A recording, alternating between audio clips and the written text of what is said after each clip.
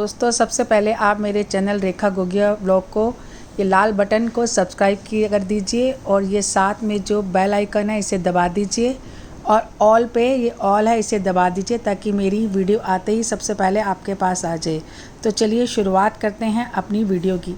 राम राम दोस्तों, आप सबको रामनवमी की बहुत बहुत मुबारक। रामनवमी कल 4 सितंबर 2022 को बहुत ही धूमधाम से मनाई जाएगी। हिंदू धर्म ग्रंथों में भगवान राम और उनके तीनों भाइयों को जन्म को लेकर एक पौराणिक कथा बताई गई है। इनके अनुसार राजा दशरथ की 3 रानियां कौशल्या, सुमित्रा, कैकेयी में से तीनों को जब पुत्र की प्राप्ति नहीं हुई थी तो राजा दशरथ ने एक बहुत बड़ा यज्ञ किया। प्रसाद में यज्ञ से निकली खीर को तीनों रानियों को खिला दिया गया। कुछ समय के बाद राजा दशरथ के घर में खुशखबरी सुनने को मिली, यानी कि तीनों रानियों ने गर्भ धारण किया। इसके बाद चैत्र शुक्ल नवमी के दिन कौशल्या माता ने राम और कैकेयी ने भरत और सुमित्रा ने लक्ष्मण और शत्रुघ्न को जन्म दिया।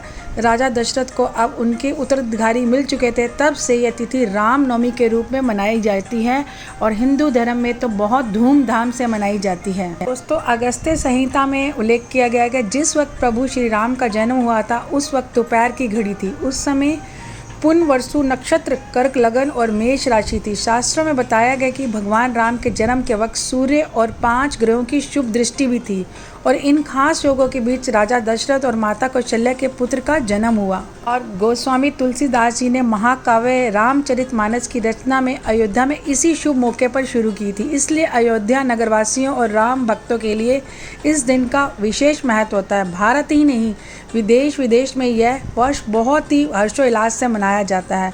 रामनवमी के मुहूर्त को शुभ कार्यों के लिए बहुत खास माना जाता है। इस दिन सभी मांगलिक कार्य बिना सोचे समझे कर सकते हैं।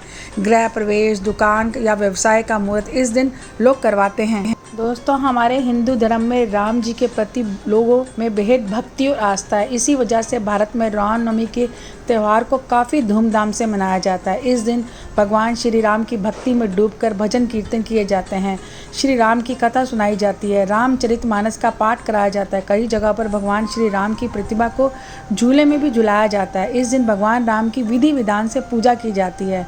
इस दिन हजारों लोग अयोध्या पहुंचकर सुरायु नदी में स्नान करते हैं। बाद में भगवान श्री राम को याद करते हैं और भजन कीर्तन भी करते हैं। घर व मंदिरों में रामचरितमानस का पाठ भी किया जाता है। किसी भी अच्छे काम की शुरुआत करने के लिए मैंने आपको पहले ही बताया है, इस दिन को बहुत ही शुभ माना जाता है।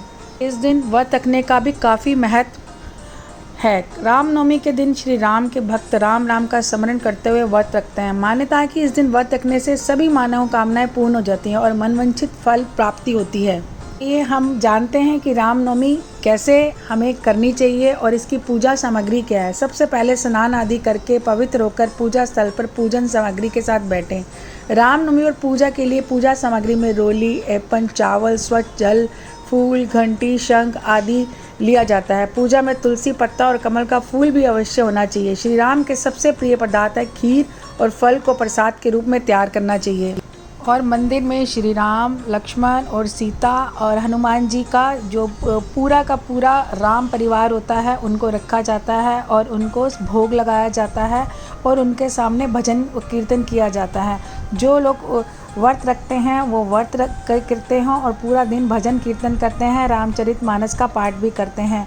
और इस दिन कंजकें भी की जाती है, यानी कि छोटी कन्याओं को खाना खिलाया जाता है। जो अष्टमी पे करते हैं और कुछ लोग नवमी पे करते हैं तो वे कंजकों को पूरा भोजन खिलाते हैं। जैसे श्री राम को खीर पसंद है तो वो खीर और पूड़ी कन्याओं को भोग लगाते हैं। और इसके बाद दशमी आती है और उस दिन आपको पता है दशहरा मनाया जाता है। उसके लिए मैं अलग अलग वीडियो बनाऊंगी।